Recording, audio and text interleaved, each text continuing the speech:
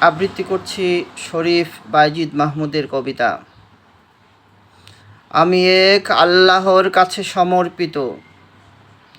অনেকেই বিক্রি করেছে নিজেকে স্বার্থে, সর্বসাকুল্যে, নগদ মূল্যে। আমি তো আল্লাহর গোলাম, ভূমিষ্ঠ হওয়ার সাথে সাথেই বিক্রি হয়ে গেছি। এখন বিক্রি করার কি আছে আমার? আমি কারো কাছে করি না মাথা নত, মালিকের জন্যই হই সিজদা অবনত। এ গোলাম কেবল দায়বদ্ধ মালিকের কাছে, কি যায় আসে কিছু ভাবলে পাছে।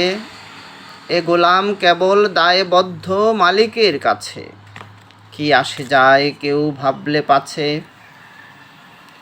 আমি দ্বিধা ও সংকোচ ছাড়াই পড়েছি শপথের দীপ্ত পাঠ। ইন্না সলাতি ওয়া নুসুকি ওয়া মাহইয়ায়া ওয়া মামাতি লিল্লাহি রাব্বিল আলামিন। আমিন আমিন সুম্মা আমিন।